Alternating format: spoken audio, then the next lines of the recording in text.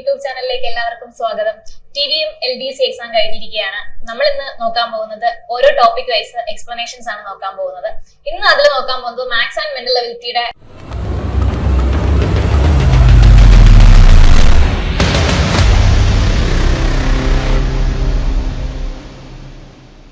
ട്രിവാൻഡ്രത്തെ LDC exam കഴിഞ്ഞിരിക്കുകയാണ്. നിങ്ങളൊക്കെ question paper കണ്ടു, പ്രൊവിഷണൽ ആൻസർ കീ കണ്ടു, എല്ലാവരും ചെയ്ത് നോക്കി കാണും. എല്ലാവരും എളുപ്പം എന്നാണ് പറയുന്നത്. മാത്സ്, ഇംഗ്ലീഷ്, മലയാളമാണ് ഏറ്റവും കൂടുതൽ എളുപ്പമായിട്ട് എല്ലാവർക്കും തോന്നിയത്. സ്റ്റേറ്റ്മെന്റ് ക്വസ്റ്റ്യൻസ് ഒക്കെ ഉണ്ടായിരുന്നു, ചിലർക്ക് പാടായിരുന്നു. വീട്ടിലിരുന്ന് ചെയ്ത് നോക്കിയവർക്ക് 80 above കിട്ടുന്നുണ്ട്. പക്ഷെ എക്സാം ഹാളിൽ ചെന്നിരുന്ന് ആ ഒരു മാനസികാവസ്ഥയിൽ എഴുതിയവർക്ക് അറിയാം എങ്ങനെയാണ് എഴുതിയതെന്ന്. അപ്പൊ നമ്മൾ ഇന്ന് നോക്കാൻ പോകുന്നത് ഏറ്റവും സിമ്പിൾ ആയിട്ടുള്ള മാത്സ് എക്സ്പ്ലനേഷൻസ് ആണ്. മാത്സും മെന്റൽ എബിലിറ്റിയുടെ എക്സ്പ്ലനേഷൻസ് ആണ് നോക്കുന്നത്. അപ്പൊ ഇത് വെച്ചിട്ട് വേണം നിങ്ങൾ അടുത്ത എക്സാം, ഇനി എക്സാം ഉള്ളവര് ഇത് വെച്ചിട്ട് ഇതിനുമായിട്ട് ബന്ധപ്പെട്ട ക്വസ്റ്റ്യൻസ് ഒക്കെ ഒന്ന് നോക്കിയിട്ട് പോവുക. നമുക്ക് ആദ്യത്തെ ക്വസ്റ്റ്യൻ നോക്കാം. എല്ലാവരും ക്വസ്റ്റ്യൻസ് ഒക്കെ കണ്ടിട്ടുണ്ടാവും. ആദ്യത്തേത് പ്രോഫിറ്റ് ആൻഡ് ലോസ് ആണ്. 840 രൂപ വിൽപ്പന വിലയുള്ള തുണിത്തരങ്ങൾ 714 രൂപയ്ക്ക് വിൽക്കുമ്പോൾ വരുന്ന ഡിസ്കൗണ്ട് ശതമാനം എത്രയാണ്? ഡിസ്കൗണ്ട് ശതമാനമാണ് ചോദിച്ചിരിക്കുന്നത്. ചിലപ്പോ ഡിസ്കൗണ്ട് തന്നിട്ട് ഡിസ്കൗണ്ട് കഴിഞ്ഞിട്ട് എത്ര രൂപയ്ക്കാണെന്ന് ചോദിക്കാം. ഇപ്പൊ തന്നിരിക്കുന്ന ഡിസ്കൗണ്ട് ആണ്. അപ്പൊ നമുക്ക് കണ്ടുപിടിക്കേണ്ട ഡിസ്കൗണ്ട് ശതമാനമാണ്.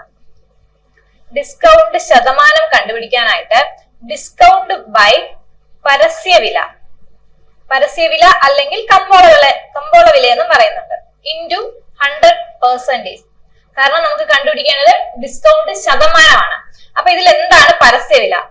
പരസ്യവില എന്ന് പറഞ്ഞാല് എന്താണ്? നമ്മള് 840 രൂപ വിൽപ്പന വില എന്നും പറയാം, കമ്പോള വില എന്ന് പറയാം, പരസ്യവില എന്ന് പറയാം.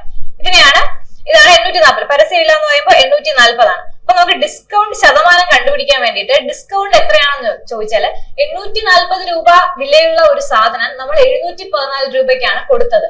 അപ്പൊ ഡിസ്കൗണ്ട് ആണ്, ഓഫറിലാണ് നമ്മൾ കൊടുത്തത്. അപ്പൊ അത് ഡിസ്കൗണ്ട് എത്രയെന്ന് കാണാൻ വേണ്ടിയിട്ട് 840 മൈനസ് 714 ആണ്, 126 എന്ന് കിട്ടും.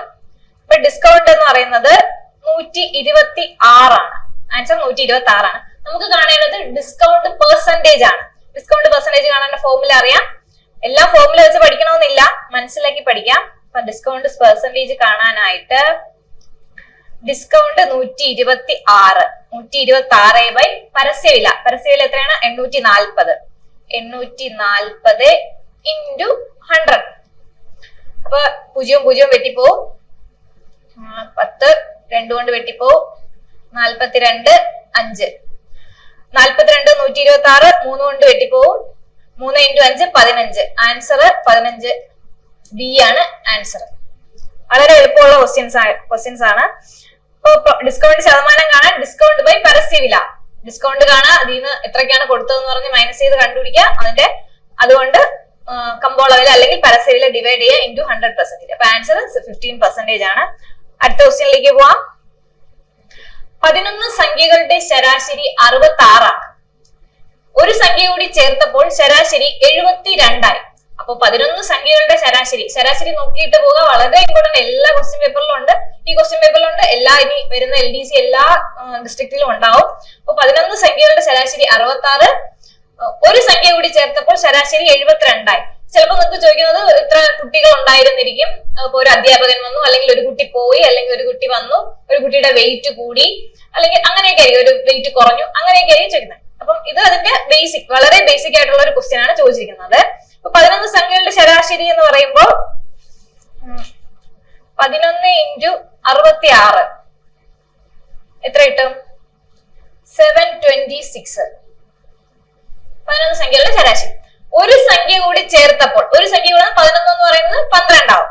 അപ്പൊ 12 ഇൻറ്റു ഒരു സംഖ്യ കൂടി ചേർത്തപ്പോൾ ശരാശരി എത്രയായി? 72 ആയി. അപ്പൊ 72 ആയി. അപ്പൊ 864 ആണ് അതിന്റെ ആൻസർ. അപ്പൊ എന്താ ചേർത്ത സംഖ്യ ഏത്? 11 പേരുടെ ശരാശരി 726 ആണ്. ഒരാൾ കൂടെ കൂടി 12 ആയി, 72 ആയി. അപ്പൊ ശരാശരി 864. അപ്പൊ ചേർത്ത സംഖ്യ എത്ര? വളരെ സിമ്പിൾ ആണ്. ഇത് കുറച്ചാൽ മതി. 864 നിന്ന് 726 കുറയ്ക്കുക, 138 ആണ് ആൻസർ കിട്ടുന്നത്. ആൻസർ എ ആണ് ആൻസർ, 138. ഓക്കെ. ഇതില് ഞാൻ പറഞ്ഞതുപോലെ അധ്യാപകർ വരും, കുട്ടികൾ വരും, വെയിറ്റ് കൂടും, എല്ലാം മാറി ചോദിക്കും. കുറച്ചൊരു ആപ്ലിക്കേഷൻ ലെവലിൽ ചോദിക്കാൻ ചാൻസ് ഉണ്ട്. ഇനി ചിലപ്പോൾ ഇതുപോലെ സിമ്പിൾ ആയിട്ട് തന്നെ ചോദിക്കും. നമുക്ക് അടുത്ത ക്വസ്റ്റ്യനിലേക്ക് പോവാം. പൈപ്പ് ആൻഡ് സിസ്റ്റേൺസ് ആണ്. വർക്ക് ആൻഡ് ടൈമിന്റെ അതേ ബേസിക് വെച്ചിട്ട് ചെയ്യാൻ പറ്റും. ഒരു ടാങ്ക് നിറയാൻ 3 പൈപ്പുകൾ 1 മണിക്കൂർ 30 മിനിറ്റ് എടുക്കുന്നു. എന്നാൽ 2 പൈപ്പുകൾ ഉപയോഗിക്കുന്നത് വഴി ടാങ്ക് നിറയുവാൻ എത്ര സമയം വേണ്ടി വരും? 3 പൈപ്പുകൾ 1 മണിക്കൂർ 30 മിനിറ്റ് എടുക്കുന്നു. അപ്പൊ 2 പൈപ്പ് ആണെങ്കിൽ എത്ര സമയം എടുക്കും? അത്രയാണ് ചോദിച്ചേക്കുന്നത്. അപ്പം ഈ 1 മണിക്കൂർ 30 മിനിറ്റ് എന്നുള്ളതിന് നമുക്ക് മൊത്തത്തിൽ മിനിറ്റിലേക്ക് മാറ്റാം. 1 മണിക്കൂർ എന്ന് പറഞ്ഞാല് 60 ആണ്, 30 മിനിറ്റ് എന്ന് പറഞ്ഞാൽ 90 വരും. അപ്പൊ 3 പൈപ്പുകൾ വേണ്ടിയിട്ട് 90 മിനിറ്റ്, ഞാൻ എല്ലാം മിനിറ്റിലേക്ക് മാറ്റി ചെയ്യുന്നതാണ്. 90 മിനിറ്റ് ആണെങ്കിൽ 2 പൈപ്പുകൾ എത്ര സമയം വേണ്ടി വരും? എല്ലാം ഇത് മിനിറ്റിലേക്ക് മാറ്റിയതാണ്. 90 60 + 30 ആണ്. 90 60 എന്ന് പറഞ്ഞാൽ 1 മണിക്കൂർ എന്ന് പറഞ്ഞാൽ 60 മിനിറ്റ് ആണ്. അതാണ് ഇവിടെ ഉദ്ദേശിക്കുന്നത്. അപ്പൊ 3 പൈപ്പുകൾ 90 മിനിറ്റ് ആണെങ്കിൽ 2 പൈപ്പുകൾ എത്ര വരും? എക്സ് കണ്ടുപിടിക്കുക, അത്രേ ഉള്ളൂ. 3 × 90/2 എന്ന് പറയുമ്പോ 135 മിനിറ്റ് കിട്ടും ആൻസർ. നിങ്ങൾ ചെയ്ത് നോക്കുക. 135 മിനിറ്റ് നമ്മൾ മിനിറ്റിലേക്ക് ആക്കിയതുകൊണ്ട് ആൻസർ മിനിറ്റിലേ കിട്ടുള്ളൂ. പക്ഷെ ഓപ്ഷനിൽ വരുമ്പോൾ മണിക്കൂറിലാണ് കിടക്കുന്നത്. 135 മിനിറ്റ് ആണ് കിട്ടിയിരിക്കുന്നത്. 135 മിനിറ്റിനെ എങ്ങനെ മണിക്കൂറിലേക്ക് മാറ്റുമെന്ന് വെച്ചാൽ 60 മിനിറ്റ് ആണ് 1 മണിക്കൂർ. അപ്പൊ 120 മിനിറ്റ് എന്ന് പറയുമ്പോൾ 2 മണിക്കൂർ, ബാക്കി ഒരു 15 മിനിറ്റ്. അപ്പൊ 2 മണിക്കൂർ 15 മിനിറ്റ് ആണ് ആൻസർ. Answer D. 135 മിനിറ്റിലാണ് നമുക്ക് മിനിറ്റിലേക്ക് മാറ്റിയതുകൊണ്ട് നമുക്ക് മിനിറ്റിലേക്ക് കിട്ടത്തുള്ളൂ. അതിനെ നമ്മൾ മണിക്കൂറിലേക്ക് മാറ്റിയ 2 മണിക്കൂർ 15 മിനിറ്റ്. അടുത്ത ക്വസ്റ്റ്യൻ. തന്നിരിക്കുന്ന സമവാക്യത്തിലെ k യുടെ വില എത്ര? 2k+1 × 2^5 = 2^7 ആണ്. എല്ലാവർക്കും അറിയാം. അതിന്റെ ഫോർമുല എന്ന് പറയുന്നത് a⁻m × a⁻n = a⁻m+n. എല്ലാം ഇത് നോക്കി ചെയ്യേണ്ട ആവശ്യമൊന്നുമില്ല, ഇത് നോക്കി തന്നെ കണ്ടുപിടിക്കാം. a⁻m+n എന്ന് പറയുന്നത് 7 ആണ്. ഈ m+n എന്ന് പറയുന്നത് 7 ആണ്. അപ്പൊ ഇവിടെ ഒരെണ്ണം ഇല്ല, 5 ഉണ്ട്. അപ്പൊ 5ന്റെ കൂടെ 2 കൂട്ടിയാലേ 7 കിട്ടത്തുള്ളൂ. 1 ഇവിടെ ഉണ്ട്, ബാക്കി k എന്തായിരിക്കും? ആൻസർ 1 ആയിരിക്കും. ഇവിടെ k+1 2 വരുമ്പോഴത്തേനും 2 ഓപ്ഷനിൽ നിന്ന് വേണമെങ്കിൽ നിങ്ങൾക്ക് എടുത്തിട്ടിട്ട് ആൻസർ കണ്ടുപിടിക്കാം സമയം ഉണ്ടെങ്കിൽ. അതായത് ഇങ്ങനത്തെ ക്വസ്റ്റ്യൻസ് ചെയ്യാൻ അറിയാത്തവരാണെങ്കിൽ ഓപ്ഷനിൽ നിന്ന് kക്ക് 3 വാല്യൂ കൊടുത്താൽ മതി, 4 വാല്യൂ കൊടുത്താൽ മതി. അപ്പൊ kക്ക് ഇപ്പൊ ഞാൻ ഇങ്ങനെയാണ് ചെയ്യുന്നതെങ്കിൽ kക്ക് 1 കൊടുത്തു. ഫസ്റ്റ് k1 + 1 × 2^5 ആണ്. ആൻസർ 2^7 കിട്ടി. 1 കൊടുത്തപ്പോ കിട്ടി. 2 കൊടുത്താൽ കിട്ടില്ല. 2 കൊടുത്താൽ 3 ആവും, 5 3 8 ആവും, കിട്ടത്തില്ല. അപ്പം ഇതാണ് ഇതിന്റെ ഫോർമുല ഓർത്ത് വെച്ചിരുന്നാൽ മതി. ഇൻഡു ചെയ്യുമ്പോൾ ഇവിടെ കൂട്ടണം, അത്രേ ഉള്ളൂ. a⁻m × a⁻n = a⁻m+n. ഇത് വെച്ചിട്ട് സിമ്പിൾ ആയിട്ട് ഇത് ചെയ്ത് നോക്കേണ്ട ആവശ്യമില്ല, ജസ്റ്റ് നോക്കിയാൽ തന്നെ കിട്ടും. അഥവാ ഈ ഫോർമുല വെച്ച് ചെയ്യാൻ അറിയാത്തവരാണെങ്കിൽ ഓപ്ഷനിൽ നിന്ന് kക്ക് വാല്യൂ കൊടുത്തും ചെയ്യാം. ഓക്കെ, അടുത്തത് വർക്ക് ആൻഡ് ടൈം ആണ്. എ ഒരു ജോലി 20 ദിവസം എടുത്ത് പൂർത്തിയാക്കുന്നു. എയും ബിയും കൂടി ഒരുമിച്ച് ആ ജോലി പൂർത്തിയാക്കാൻ 12 ദിവസം എടുക്കുന്നു. എന്നാൽ ബി മാത്രമായി പ്രസ്തുത ജോലി പൂർത്തീകരിക്കാൻ എത്ര ദിവസം എടുക്കും? വളരെ സിമ്പിൾ. നമ്മൾ വർക്ക് ആൻഡ് ടൈം പഠിച്ചു തുടങ്ങുന്ന ഒരു ക്വസ്റ്റ്യൻ ആണിത്. എ ഒരു ജോലി നമുക്ക് നോക്കാം. എ ഒരു ജോലി എടുക്കാൻ 20 ഡേയ്സ് എടുത്തു. എയും ബിയും കൂടെ ആ ജോലി പൂർത്തിയാക്കാൻ 12 ദിവസം എടുത്തു. എന്നാൽ ബി മാത്രമായിട്ട് എത്ര ചെയ്തു? ഇത്രേ ഉള്ളൂ ആൻസർ. ഇത്രയും കണ്ടുപിടിക്കാൻ വളരെ എളുപ്പമാണ്. നമ്മള് എഫിഷ്യൻസി മെത്തേഡ് വെച്ച് ചെയ്യുവാണെങ്കിൽ എല്ലാ എഫിഷ്യൻസി മെത്തേഡ് വെച്ച് തന്നെ ചെയ്യാൻ നോക്കുക. നിങ്ങൾ ഓരോരുത്തർ വേറെ പഠിച്ചിട്ടുണ്ടാവും. അപ്പം അറിയുന്നവര് അങ്ങനെ പഠിക്കുക. പുതിയതായിട്ടൊന്നും പഠിക്കാൻ നിൽക്കണം. നിങ്ങൾക്ക് അറിയുന്നതാണെങ്കിൽ അങ്ങനെ ചെയ്യുക, അല്ലെങ്കിൽ എഫിഷ്യൻസി മെത്തേഡ് വെച്ച് ചെയ്യുക. എഫിഷ്യൻസി മെത്തേഡ് വെച്ച് ചെയ്യാന്ന് വെച്ചാൽ ടോട്ടൽ വർക്ക് കണ്ടുപിടിക്കുക. ഇത് രണ്ടിന്റെ LCM എടുക്കുക. LCM എടുക്കാൻ അറിയാത്തവര് ഇങ്ങനെ എഴുതി ചെയ്യാം. 20 12 അറിയാലോ. 2 10 6 വീണ്ടും 2 കൊണ്ട് പോവും. 5 3 ഇതെല്ലാം കൂടെ ഇൻറ്റു ചെയ്യുമ്പോൾ 60 കിട്ടും. അതാണ് ഇതിന്റെ LCM അല്ലെങ്കിൽ ടോട്ടൽ വർക്ക്. അല്ലാതെ ഇത്രയും ചെയ്യാൻ പാടുണ്ടെങ്കിൽ നിങ്ങൾ എങ്ങനെയാണ് LCM കണ്ടുപിടിക്കുക വെച്ചാൽ, ഇപ്പൊ 20ഉം 12ഉം ഉണ്ട്. 20 എടുക്കുക. 20 ആണ് വലിയ സംഖ്യ എടുക്കുക. 20ന്റെ കൂടെ 2 ഇൻറ്റു ചെയ്യാം. 20 × 2 40. അപ്പൊ 40ൽ 12 പോവോ നോക്കുക. 12 പോകത്തില്ല. അപ്പൊ നമ്മൾ എന്ത് ചെയ്യാം? അത് മാറ്റി 20 × 3 കഴിയുമ്പോ 60 കിട്ടും. 60 12ൽ പോവും. അപ്പൊ LCM 60 ആണ്. ഇങ്ങനെ ചെയ്ത് തെറ്റിക്കാം. ഇങ്ങനെ ചെയ്യാൻ എളുപ്പം. ഇങ്ങനെയാണ് അറിയുന്നെങ്കിൽ ഇങ്ങനെ ചെയ്യാം. വേഗത്തിൽ ചെയ്യാനായിട്ട് നമ്മൾ എന്ത് ചെയ്യാം, വലിയ സംഖ്യ എടുക്കുക, വലിയ സംഖ്യയെ 2 കൊണ്ട് ചെയ്യുക, അത് മറ്റേ പോവാൻ നോക്കുക. 2 കൊണ്ട് ചെയ്തു 12 പോയില്ല, 3 കൊണ്ട് ചെയ്തു 60 കിട്ടി, 12 പോയി. അപ്പൊ ടോട്ടൽ വർക്ക് 60 കിട്ടി. അപ്പൊ ഇതിന്റെ ഒരു ഇത് നോക്കാനായിട്ട് 60/20 എന്ന് പറയുമ്പോ ഇത് 3 ആണ്, ഇത് 5 ആണ്. എ 3 എന്നും കിട്ടി, A+B 5 എന്നും കിട്ടി. അപ്പൊ ബി കണ്ടുപിടിക്കാൻ എന്ത് ചെയ്യണം, A+B - A ചെയ്താൽ മതി. 2 ആണ്. അപ്പൊ നമുക്ക് കണ്ടുപിടിക്കേണ്ടത് എത്ര ദിവസം എന്നാണ്, വർക്കാണ് കിട്ടിയത്, എത്ര ദിവസം എന്നാണ്. അപ്പൊ ടോട്ടൽ വർക്ക് 60, 60/2 30, ഈ 2 ആണ് 30 ദിവസം. Answer C 30 days. ഓക്കെ, നമുക്ക് അടുത്ത ക്വസ്റ്റ്യനിലേക്ക് പോവാം. ഒറ്റയാനെ കണ്ടെത്താം. ഇതിപ്പോ വളരെ സിമ്പിൾ ആയിട്ടുള്ള ഒരു ക്വസ്റ്റ്യൻ ആണ് നിങ്ങൾക്ക് തന്നിരുന്നത്. അപ്പൊ ഇതുപോലെ നോക്കുക, എങ്ങനെയാണെന്ന് ആദ്യം നോക്കുക, നമ്മൾ ജസ്റ്റ് ഒന്ന് കൂട്ടി നോക്കുക.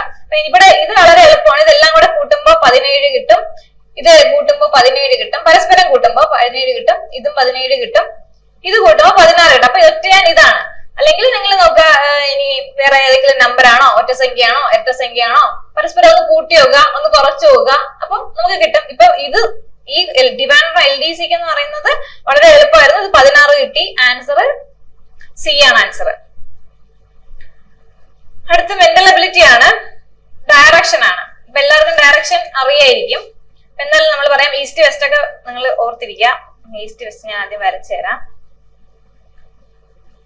East west south north. North എന്ന് പറഞ്ഞാൽ വടക്ക്, സൗത്ത് തെക്ക്, വെസ്റ്റ് പടിഞ്ഞാറ്, ഈസ്റ്റ് കിഴക്കാണ്. ഇത് വടക്കാണ്, ഇത് തെക്കാണ്. രാജു 8 കിലോമീറ്റർ വടക്കോട്ട് സൈക്കിൾ യാത്ര ചെയ്തു. വടക്കോട്ട് എന്ന് പറയുമ്പോ ഇങ്ങോട്ടാണ്, നോർത്തിലേക്ക്. 8 കിലോമീറ്റർ സൈക്കിൾ യാത്ര ചെയ്തു. പിന്നീട് വലത്തോട്ട്, അപ്പൊ ഇവിടെ ഇതുവരെ നിൽക്കുമ്പോ അങ്ങോട്ട് നോക്കിയാണ് നിൽക്കുന്നത്. അതിന്റെ വലത്തോട്ട് ഇങ്ങോട്ടാണ്. അപ്പൊ വലത്തോട്ട് തന്നെ വരയ്ക്കുക. വലത്തോട്ട് എത്ര മീറ്റർ ആണ്? 2 കിലോമീറ്റർ യാത്ര ചെയ്തു. അപ്പൊ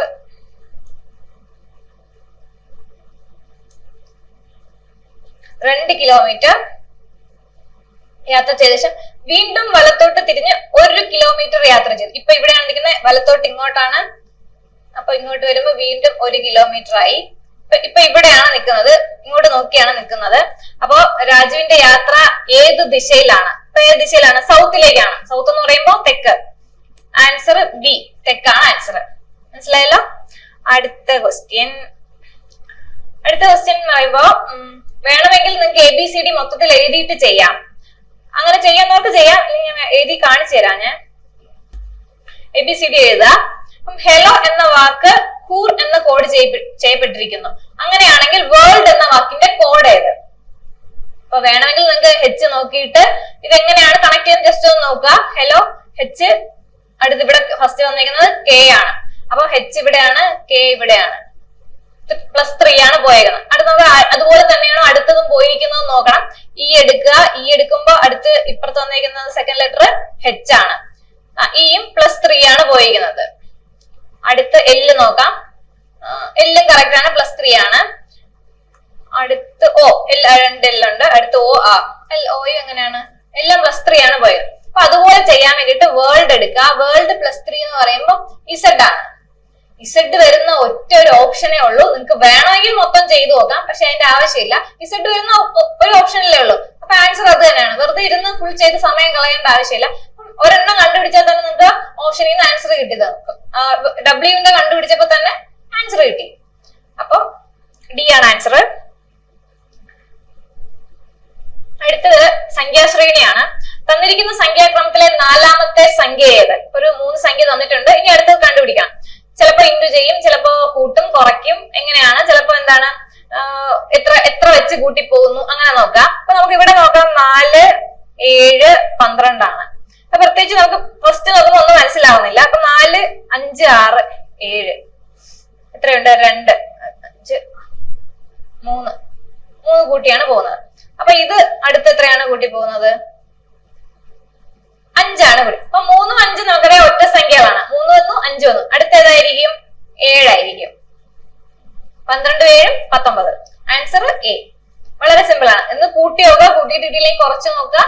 എങ്ങനെയെങ്കിലും എത്ര സംഖ്യ വെച്ചാണ് പോകുന്നത് നോക്കുക. അല്ലെങ്കിൽ ഇതുപോലെ ഒറ്റ സംഖ്യ ആയിരിക്കും, അല്ലെങ്കിൽ ഇരട്ട സംഖ്യ, അങ്ങനെ എന്തെങ്കിലും ആയിരിക്കും. ചിലപ്പോ കൂട്ടിയിട്ട് ഒന്ന് കുറയ്ക്കുക, ഇൻറ്റു ചെയ്തിട്ട് ഒരെണ്ണം കൂട്ടുക, അങ്ങനെയൊക്കെ ആയിരിക്കും. അടുത്ത ക്വസ്റ്റ്യൻ എന്ന് പറയുന്നത് എങ്ങനെയാണ് ഒരു ഫോമുല പോലെ ഒരു സംഖ്യകളും ലെറ്ററും ആയിട്ട് തന്നിട്ടുണ്ടായിരിക്കും. ആ ലെറ്ററുകൾ ഏത് ചിഹ്നത്തെന്ന് നിങ്ങൾക്ക് തന്നിട്ടുണ്ടായിരിക്കും. ജസ്റ്റ് അതൊന്ന് ആഡ് ചെയ്താൽ മതി. 18 എ എന്ന് പറയുന്നത് പ്ലസ് ആണ്. അടുത്ത് 12 സി എന്ന് പറയുന്നത് ഡിവിഷൻ ആണ്.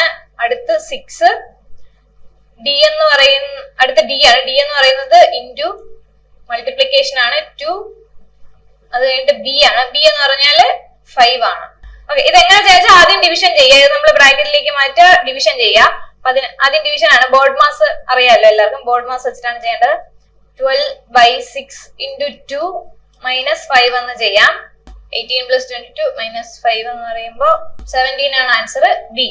അപ്പൊ ബോർഡ് മാസ് വെച്ച് ചെയ്യുക, ആദ്യം ഡിവിഷൻ ചെയ്യുക, എന്നിട്ട് മൾട്ടിപ്ലിക്കേഷൻ ചെയ്യുക, എന്നിട്ട് ആഡ് ചെയ്യുക, കുറയ്ക്കുക, ആൻസർ കിട്ടും. ഇത് എഴുതുമ്പോ ഇത് ശ്രദ്ധിക്കുക. എ എന്ന് പറയുമ്പോൾ ഇത് മാറിപ്പോരുത്. ആദ്യം ഇങ്ങനെ വരിവരിയായിട്ട് ചെയ്ത് നോക്കരുത്. ഇങ്ങനെ വരുമ്പോ എല്ലാം ബോർഡ് മാസ് വെച്ച് ചെയ്യാൻ ശ്രമിക്കുക. അപ്പൊ ഇത്രയാണ് നമ്മളെ ക്വസ്റ്റ്യൻ. വളരെ എളുപ്പമായിട്ടുള്ള ക്വസ്റ്റ്യൻസ് ആണ്. മാത്സ് ആണ് ഏറ്റവും എളുപ്പമായിട്ടുള്ളത്. ഇനി നമ്മൾ ഓരോ ടോപ്പിക് ആയിട്ട് ഓരോ ദിവസമായിട്ട് ചെയ്യുന്നതായിരിക്കും. ജിയോഗ്രഫി, ഹിസ്റ്ററി, അങ്ങനെ എക്കണോമിക്സ് ഒക്കെ വെച്ചിട്ട്. അപ്പം അത് വെക്കുക. അതിന്റെ ഓപ്ഷൻ വെച്ചിട്ട് ബാക്കിയുള്ള കണക്ട് ചെയ്ത് നമുക്ക് കുറച്ചുകൂടി ഫാക്ട്സ് പഠിക്കാം. ആ ഫാക്ട്സ് ആയിരിക്കും മിക്കവാറും അടുത്ത എക്സാമിന് വരുന്നതെന്ന് നമുക്ക് പ്രതീക്ഷിക്കാം. അത് വെച്ചിട്ട് നമുക്ക് പഠിക്കാം. അപ്പം ഇന്ന് മാത്സ് ആണ്. ഇനി അടുത്ത ദിവസങ്ങളിൽ നമ്മൾ വേറെ ടോപ്പിക് ആയിട്ട് വരുന്നതായിരിക്കും. Thank you.